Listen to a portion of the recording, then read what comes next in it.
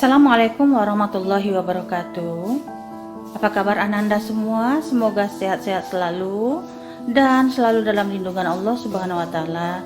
Amin amin ya rabbal alamin. Bertemu lagi kita dalam mata pelajaran sejarah kebudayaan Islam. Pokok pembahasan kita kali ini berkenaan dengan peristiwa penting dalam dakwah Rasulullah Shallallahu Alaihi Wasallam periode Madinah. Adapun kompetensi dasarnya diambil dari 3.6 menganalisis substansi dari Piagam Madinah. Tujuan pembelajarannya adalah 1. Peserta didik diharapkan mampu mengidentifikasi peristiwa-peristiwa penting yang terjadi dalam dakwah Rasulullah Shallallahu Alaihi Wasallam periode Madinah. 2. Peserta didik diharapkan mampu menjelaskan substansi dari Piagam Madinah. Peta konsepnya dari peristiwa penting dalam dakwah Rasulullah Shallallahu Alaihi Wasallam periode Madinah ada 3 bahagian. Yang pertama, Piagam Madinah. Yang kedua, respon Nabi Shallallahu Alaihi Wasallam terhadap kaum kafir Quraisy. Yang ketiga, Perjanjian Hudaybiyah. Adapun respon Nabi Shallallahu Alaihi Wasallam terhadap kaum kafir Quraisy dapat pula dibagi menjadi 3 bahagian. Yang pertama, Perang Badar. Yang kedua, Perang Uhud. Yang ketiga, Perang Ahzab.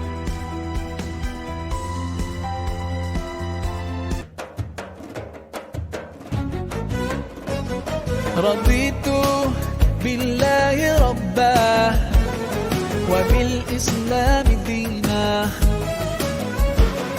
Raditu billahi rabbah wa bil islam dinah wa bi Muhammadin sallallahu alaihi wasallam sallam nabiyyan wa rasulah.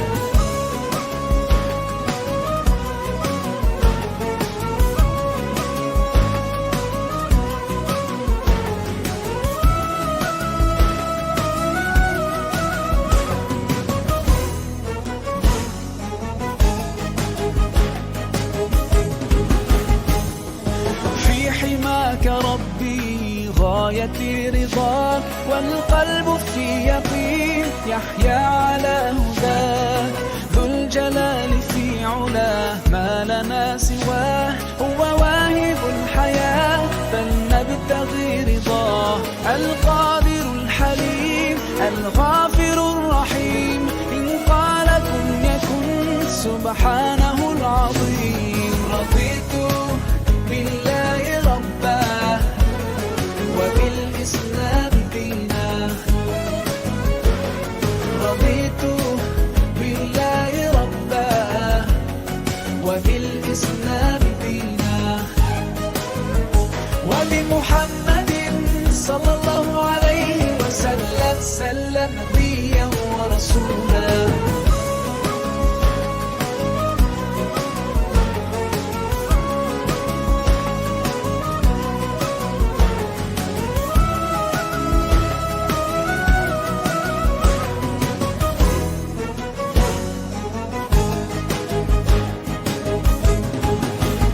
Sejarah Islam telah mencatat bahwa sejak zaman Rasulullah Muhammad telah lahir konstitusi tertulis pertama yang kemudian dikenal dengan Konstitusi Madinah atau umumnya disebut sebagai Piagam Madinah. Nah, tidak lama setelah hijrah ke Madinah, Nabi Muhammad membuat suatu piagam politik untuk mengatur kehidupan bersama di Madinah yang dihuni oleh beberapa macam golongan. Nabi memandang bahwa perlunya meletakkan aturan pokok tata kehidupan bersama di Madinah agar terbentuk kesatuan hidup di antara seluruh penghuninya. Di tengah kemajemukan penghuni kota Madinah itu, Muhammad Shallallahu Alaihi Wasallam berusaha membangun tatanan hidup bersama, mencakup semua golongan yang ada di kota Madinah. Sebagai langkah awal, Nabi mempersaudarakan dalam tanda kutip antara para muslim pendatang dan muslim Madinah. Persaudaraan tersebut bukan hanya dalam hal tolong-menolong di kehidupan sehari-hari, tetapi sangat mendalam sampai ke tingkat saling mewarisi, hingga kemudian diadakan perjanjian hidup bersama secara damai di antara berbagai golongan yang ada di Madinah, baik di antara golongan-golongan Islam maupun golongan-golongan Yahudi. Kesepakatan-kesepakatan antara golongan Muhajirin dan dan Ansor dan perjanjian dengan golongan-golongan Yahudi tersebut secara formal ditulis dalam satu naskah yang disebut Syahifah, atau kata lainnya adalah piagam. Kesatuan hidup yang baru ini dibentuk dan dipimpin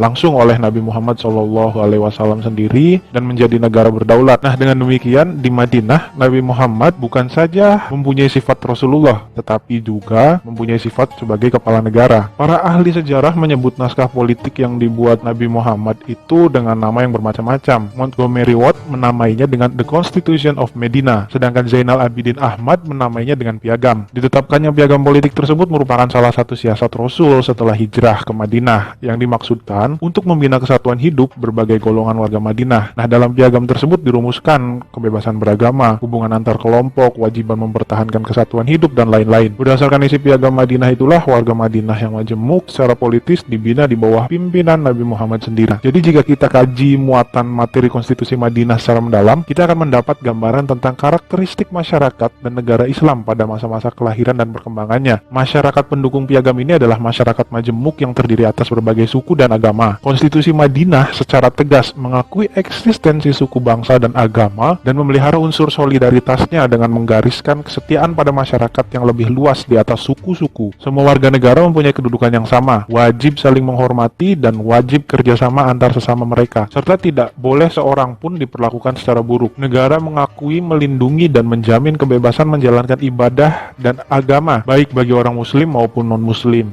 Setiap warga negara mempunyai kedudukan yang sama di depan hukum, dan yang menarik adalah hukum adat. Nah, hukum adat ini tetap diberlakukan tetapi dengan pedoman pada kebenaran dan keadilan. Semua warga negara mempunyai hak dan kewajiban terhadap negara. Mereka berkewajiban membela dan mempertahankan negara dengan harta, jiwa mereka, dan mengusir setiap agresor yang mengganggu stabilitas negara. Sistem pemerintahan adalah desentralisasi dengan Madinah sebagai pusatnya. Prinsip-prinsip yang terkandung dalam piagam Madinah tersebut tadi dapat dikatakan sebagai satu ide yang revolusioner untuk saat itu. Ide-ide yang ada dalam ketetapan-ketetapan piagam Madinah sampai hari ini mempunyai relevansi yang masih kuat dengan perkembangan dan keinginan masyarakat internasional dewasa ini. Bahkan telah menjadi pandangan hidup modern berbagai negara di dunia. وبالإسلام دينا وبمحمد صلى الله عليه وسلم سلم نبيا ورسولا رضيت بالله ربا. Demikianlah pokok pembahasan kita pada hari ini dengan mengucapkan hamdalah bersama Alhamdulillahirabbil alamin. Bunda tutup. Assalamualaikum warahmatullahi wabarakatuh. وبمحمد صلى الله عليه وسلم